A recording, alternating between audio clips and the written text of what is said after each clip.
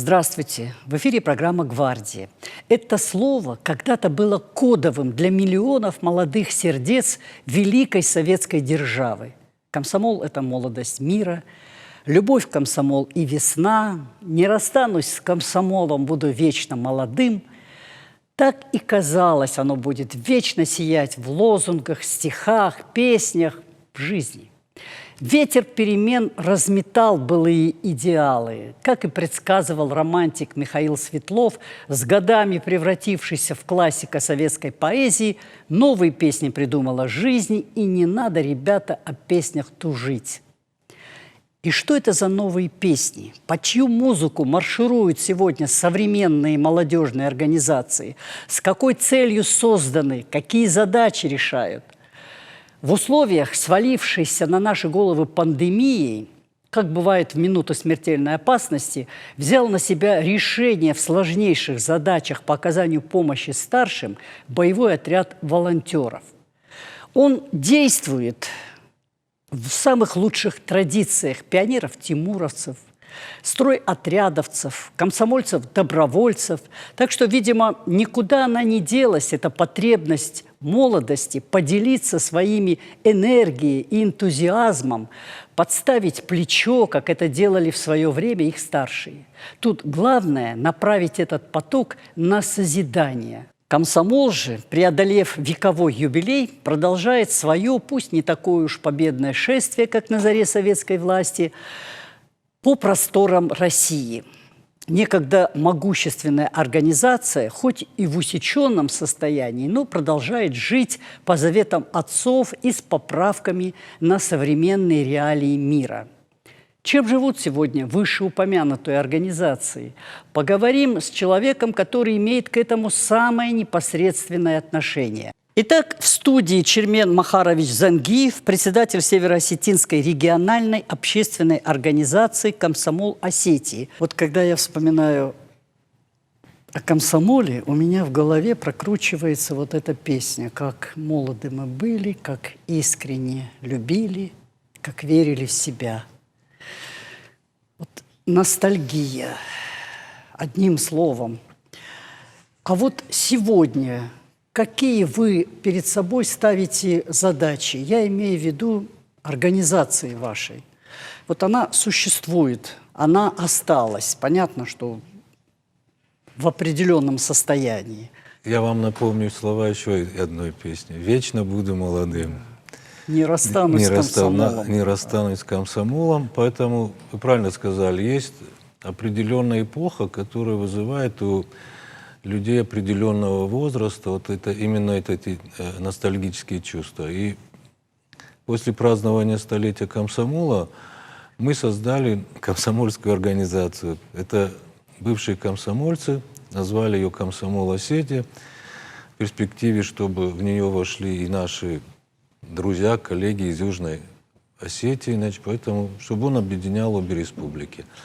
Задача была очень простая. То есть тот опыт, который нарабатывался десятками лет воспитания молодежи, значит, мы могли его передать сегодняшнему поколению. А поверьте мне, у нас люди, которые прошли очень много в своей жизни, и этот опыт они должны кому-то передать. Вот именно передача опыта комсомольской организации, это прежде всего воспитание молодежи, значит, кто-то этим должен заниматься. Значит, и вот основная задача заключается в том, чтобы помочь государственным муниципальным органам в патриотическом воспитании молодежи. Значит, сохранение опыта нашей комсомольской организации. И не просто это бумагами, словами, прежде всего делами. То есть мы попытались и пытаемся показать, как можно проводить патриотические мероприятия. Мы подготовили программу, которая была достаточно высоко оценена в Москве. Мы выиграли президентский грант. Программа была, естественно, посвящена 75-летию победы в Великой Отечественной войне.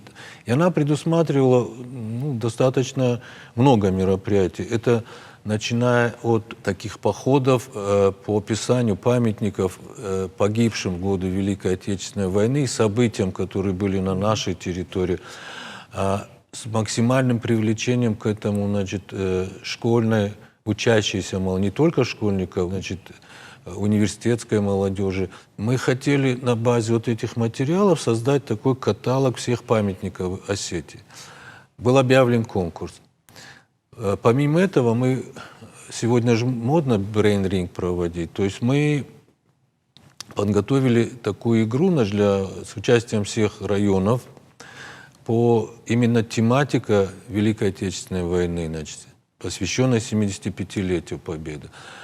Мы провели походы по местам обороны Северного Кавказа, линия обороны, которая проходила по территории нашей республики, значит. И вот это то, что когда-то делалось, мы решили это возродить. Все это начиналось на Аллее Славы, возложение цветов перед школьниками выступали, значит, ветераны боевых действий, офицеры, должностные лица республики, города, напутствовали их. Каждый из них получил в память об этом походе памятный значок, удостоверение участника похода, карту такую мы сделали, в которой было описание всех подвигов, и, то есть участие Северной Осетии, вот именно в Великой Отечественной, уроженцев Северной Осетии, как проходила линия обороны, как мы защищали свой город, Ильхотовские ворота. Они проехали, значит, по маршруту Владикавказ, Барбашово поле, Майрамадаг музей, значит, Ардон, Ильхотовские ворота. И по всему пути профессиональные гиды им рассказывали то, что не всегда в школе говорят.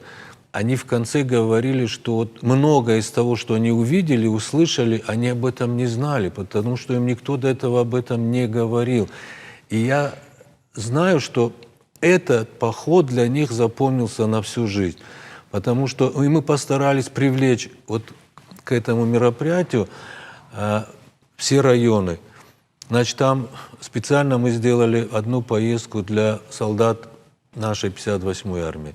Там были трудные подростки. Из детского дома мы попытались охватить такой достаточно большой спектр молодежи. Значит, были учащиеся техникума нашего торгового, несколько районов, город, волонтеры первые, они поехали. А вот история комсомола, становление комсомола, герои-комсомольцы, которые принимали участие в создании нашего государства и которые жизнь свою отдали в борьбе за идеалы. Вот насколько важна эта часть истории комсомола? Или, как сегодня говорят, ну это было прошлое, далекое, зачем вы в нем копаетесь? Есть такие голоса, раздаются. Вот для вас насколько это важно? Я хочу сказать, что у нас вообще-то в планах создания музея комсомола. Музей комсомола нашей республики, Осетии. Потому что как раз-таки те люди, которые, будучи комсомольцами, совершали подвиги, не только ратные, трудовые подвиги, они их не должны забывать. Дело в том, что в последнее время мы все время пытаемся сделать, на мой взгляд, очень неправильную вещь. Мы хотим всю свою историю, какую-то часть своей истории, своего народа, своего государства просто взять, перечеркнуть, как будто бы ее не было. Нормальные, умные люди, значит, они просеивают весь опыт предыдущих поколений, оттуда выбирают самое лучшее и внедряют его с учетом сегодняшнего времени. Технологии другие, люди другие, значит, возможности другие. Но опыт, который был у этих людей, значит, он должен оставаться. И сегодня, я думаю, что вы это тоже прекрасно видите, что многие организации сегодня берут на вооружение опыт комсомольской нашей организации. Вот чтобы еще раз напомнить о комсомоле, об истории комсомола, мы посмотрим фрагменты документального фильма на эту тему, а потом вот продолжим разговор. 100 лет назад, в октябре 1918 года, во Владикавказе состоялся 6-й съезд РСДРП, на котором был образован Владикавказский коммунистический союз молодежи «Спартак». Вот они, первые комсомольцы-активисты. Это они создавали отряды для борьбы с контрреволюцией, помогали ликвидировать неграмотность среди населения, отличались на трудовом фронте. С годами менялись названия молодежной организации. Неизменными оставались бьющий через край энтузиазм и горячее желание юности сделать свою жизнь яркой, интересной, а страну процветающей. История – это не только архивные сведения, разложенные по полочкам, гранит и бронза постаментов и торжественные речи с трибун под звуки фанфар в памятные дни. Есть еще один ценный живой источник – воспоминания очевидцев далеких событий. Эта информация живет в памяти людей и передается из уст в уста, от отцов к детям и далее по цепочке. Здесь у нас на фотографии Борис Васильевич Цыбоев, делегат 3-го съезда комсомола. Он был мой дядя, родной брат моего отца. Он прожил долгую жизнь, прожил 87 лет. Последние годы он жил у нас. И вот из личных бесед, из общения с ним вот остались такие яркие впечатления.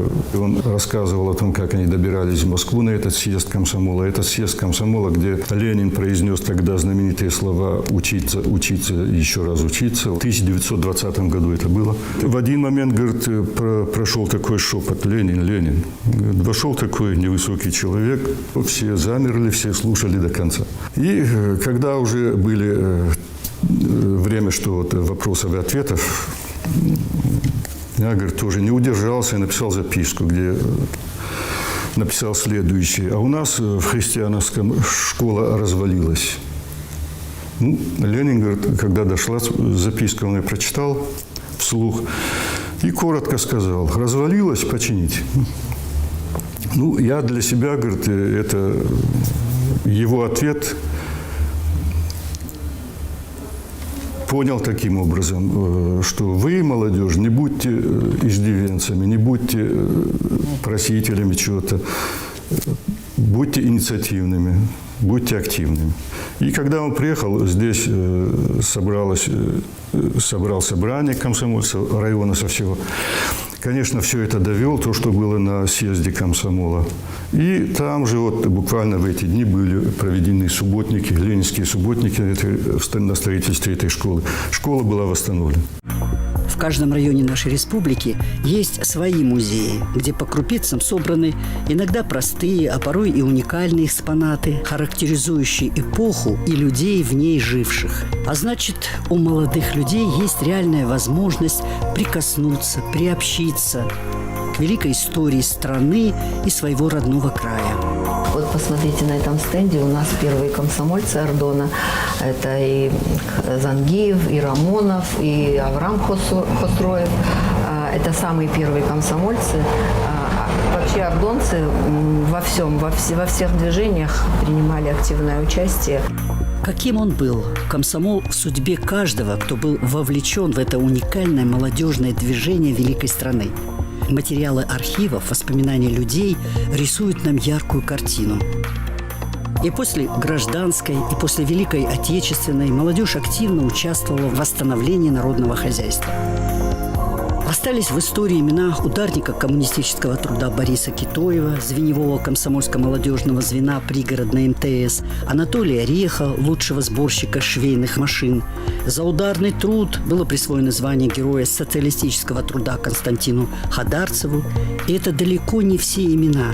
По всей республике молодежь трудилась на самых ответственных участках народного хозяйства и добивалась успехов. Вот эти имена тоже надо помнить, конечно, потому что они свою лепту в создание вот этого государства свободного, как они полагали, они вложили. На истории люди учатся. Но проблем у молодежи сегодня очень много. Значит, всех интересует, как выбрать профессию, чтобы эта профессия обеспечила тебе безбедное существование, чтобы она дала тебе возможность иметь крышу над головой, кормить свою семью. Все-таки согласись, вот мы представители того поколения, о котором все-таки государство заботилось больше, чем сегодня оно заботится. Что сегодня может старая гвардия комсомольская подсказать молодым, как направить их? Потому что на эти вопросы Очень сложно найти ответы. Ну, куда сегодня может молодой человек пойти, чтобы быть социально защищенным? Ну, я не знаю, в армии, наверное, там уже создались какие-то условия для военных, для военнослужащих, когда человек может на что-то рассчитывать. Или, допустим, там в полицию, тоже и заработки неплохие. Но не все же могут в этом направлении думать. А ученые, а медики, а учителя. И я понимаю, что это очень сложные вопросы, но вы же говорили, опыт комсомольский. Вот что-то позитивное, что там было. Можно еще вот на основе этого как-то помочь ребятам сегодня? Государство заботилось о молодежи. То есть мы, когда учились, мы уже заранее знали, что в зависимости от моих оценок я выберу место работы на будущее, и меня там ждут. И там я буду получать зарплату, меня обеспечат необходимыми условиями для проживания, общежития, квартира и так далее. И пока государство не возьмет на себя, опять же, функции решения проблем молодежи, значит, то есть их бытовых, чтобы они могли нормально жить. Вот это самое главное. Мы сегодня пропагандируем вещи, которые не все себе могут позволить. С экранов телевидения мы видим очень богатых молодых людей, которые зарабатывают на определенных вещах. Все себе этого позволить не могут. Но все хотят работать и достойно жить. И пока человек не будет обеспечивать свою жизнь, о каких-то духовных вещах с ним, к сожалению, очень сложно говорить. И пусть меня никто не возражает в том, что раньше люди жили еще хуже, беднее, но тогда основная масса людей жила примерно одинаково, и со всеми можно было разговаривать одинаково. А когда ты начинаешь одному говорить о высоких материях, и он на фоне тех людей, у которых все есть достатки, выше даже достатка, то он это не поймет. Но, к счастью, у нас сегодня в стране, в нашей республике есть очень много молодежи, очень много, которые вот на это не обращают внимания. Они очень духовные, они хотят что-то полезное сделать для своей республики, для своей страны. И вот эту часть молодежи надо поддерживать в первую очередь. Для того, чтобы они стали примером. Да, вот чтобы у них вот этот энтузиазм не потерялся. То есть на фоне тех, которые на этом делают свою карьеру. Их сразу видно, кто делает искренне работу, а кто это делает для того, чтобы его заметили, увидели, значит, это показуха. И сегодня задача многих руководителей и политических деятелей, в том числе, разобраться в том, у кого вот здесь, вот это, отсюда все идет, любовь к родине, отношение к людям, окружающим и так далее, и так далее. Забота о молодых, она всегда была на плечах старших. Даже вот ваша организация, я понимаю, что это все непросто, но какие-то шаги в этом направлении можно делать? Конечно, можно. Я по нашей же организации, я сужу, значит, когда к нам приходят молодые люди, мы их так привлекали, что они сами становились участниками всех этих действий. И они чувствовали свою значимость, что им поручили какое-то ответственное дело. И когда ты человека хвалишь, что вот благодаря при всех, что вот волонтеры наши молодые, члены нашей организации, вот это взяли на себя, у них чувство гордости, они хотят еще что-то сделать.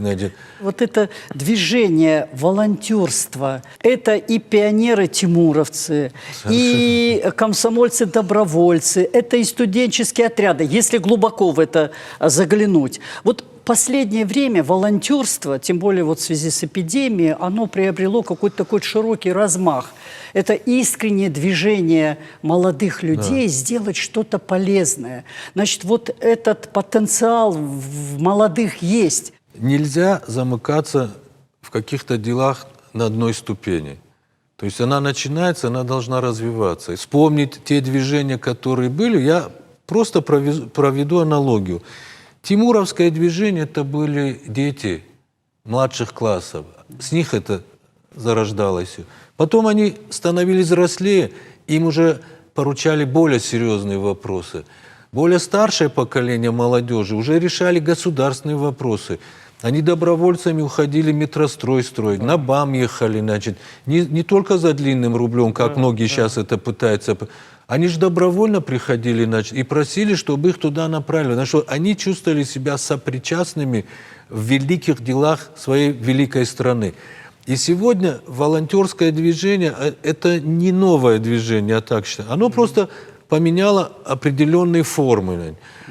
И там, где нужны вот руки добровольцев, людей, которые это хотят сделать, это очень здорово. Они же не только в период пандемии проявились, они и раньше занимались. Я вам могу много примеров, когда убирали памятники погибшим, значит, когда помогали, значит, оставшимся одиноким людям, значит, когда они на себя брали какие-то социально значимые дела. Это очень здорово, что есть сегодня поколение молодых людей, которые этим занимаются. Это тоже школа своеобразная. Конечно, для них это на всю жизнь останется, на всю жизнь. Самое страшное, чтобы нынешние руководители, которые опекают вот это движение, учли ошибки, опять же, прошлых лет, чтобы мы не превратили, в том числе комсомола, я же не говорю, не идеализирую, у нас тоже были проблемы, которые надо было вовремя решать. Конечно. И чтобы опять это же движение, прекрасное, хорошее, не превратилось в формализм. Любая такая острая социальная ситуация, тут же вот всплывают люди, которые готовы помочь. Вот готовы помочь. Ну вот направить действительно это движение, развить его, в какие-то рамки поставить. Или, может быть, и не надо. Может быть, вот этот энтузиазм, энергия, они сами решат эти вопросы? Или все-таки нужно, чтобы как-то это все управлялось? К сожалению, есть вещи, которые просто так с кондачка нельзя решать. И вот в данном случае я приведу пример той же пандемии. Что если не проинструктировать молодых людей, как себя обезопасить, это то, что у них желание, это они молодцы. Понятно, то, что они делают, это здорово. Но если врачи, старшие товарищи, не подскажут, что вот это нельзя делать, вы должны вот так себя... То есть мы их должны обезопасить. Не управлять ими, а подсказывать вещи, которые только принесут пользу. Мы их должны, во-первых, беречь, а во-вторых, от их энтузиазма должно быть больше пользы. КПД должно быть очень высокое. А для этого им нужны люди, которые в этом разбираются профессионально.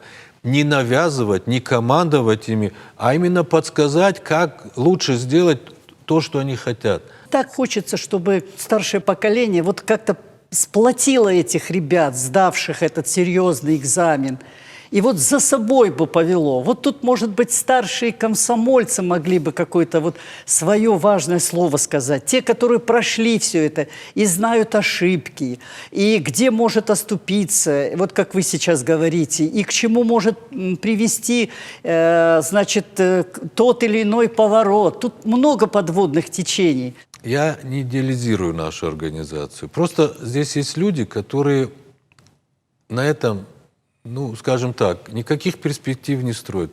Это мы уже все прошли, значит, определенную жизненную школу. И куда-то выдвигаться, или избираться, или какие-то должности себе завтра искать. У нас таких людей просто нет. Значит. То есть это все делается очень искренне.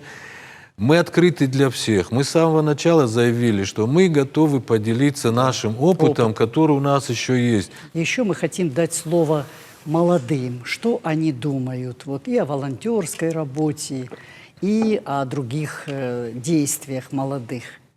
Мы возьмем фрагменты из нашей прошлой программы «Гвардия».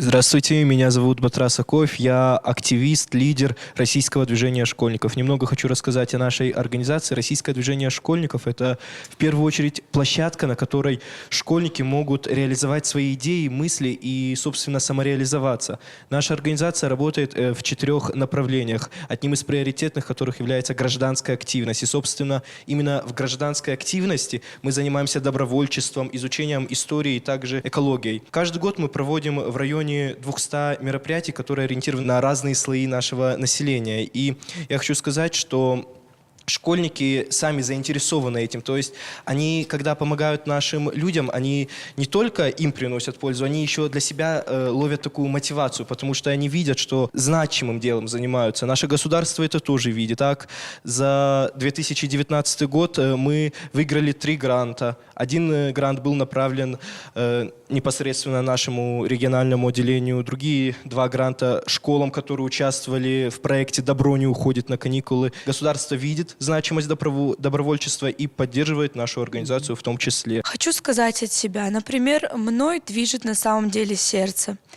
Когда человек попадает к нам в организацию, участвует в организации какого-либо массового мероприятия, он осознает свой вклад, начинает все ценить.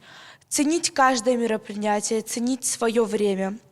Это очень втягивает человека, человеку становится интересно. А когда ты еще осознаешь, что ты принес пользу обществу, тогда тебе бывает просто очень приятно, и каждый день хочется дополнять себя, дополнять наше общество, быть всегда в курсе. До того, как я попал в эту организацию, у меня была, действительно скучная жизнь, у меня был дефицит общения, друзей не было.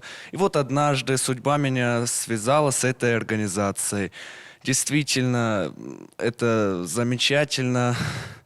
У меня здесь появились друзья, круг общения, и при этом я понял, что сам могу вместе с этими ребятами кому-то помогать, кого-то поддерживать. Мы проводим благотворительные акции. Бывает, что с детьми-инвалидами в реабилитационных центрах собираем актив и проводим там мастер-классы с детьми-инвалидами, веселим, развлекаем их. И честно скажу, что я счастлив, что я в этой организации. Человеку, которому это действительно интересно, человек, которого это втягивает. То есть я сама представительница сельской школы, и мне это интересно, я нахожу для этого время. Если человеком движет сердце, чистое желание помочь кому-то, мне кажется, он найдет время в любом случае. И учебе это никак не мешает, мы стараемся совмещать. И когда, допустим, в нашей организации мы узнаем очень много нового, и это огромный опыт общения со сверстниками, нам это и в учебе поможет, и в дальнейшем, я думаю, нам это будет только плюсом. Мы последовательно пытаемся все-таки сохранить опыт комсомольской организации и передать его нынешнему поколению. И я считаю, что эта работа должна приносить пользу не только и нам, и тем молодым людям, с которыми мы общаемся, она должна приносить пользу государству. Не надо придумывать велосипед. Зачем? Его надо усовершенствовать, просто усовершенствовать. Уже придумано очень много форм, которые себя оправдали, к которым мы все равно возвращаемся. И давайте не будем терять время. Еще раз надо к этому вернуться и внедрить это в нашу сегодняшнюю жизнь. И дать этот инструмент именно молодежи, молодежным организациям, чтобы они этим занимались. Спасибо вам большое и удачи в этой очень непростой, на мой взгляд, работе. В конце концов, так ли это важно, как называется организация молодежная и сколько их? Важно, чтобы была преемственность всего лучшего, что накоплено поколениями. Комсомол – это боевая история нашего государства, которую делала молодежь. Это подвиги героев, конкретных людей со своей биографией, своими мечтами и планами. Они были примерами для подражания сверстникам. Почему же они не могут стать идеалом для других поколений? Главное, не расплескать все самое ценное, что было завоевано с боями, и разумно распорядиться этим духовным наследием.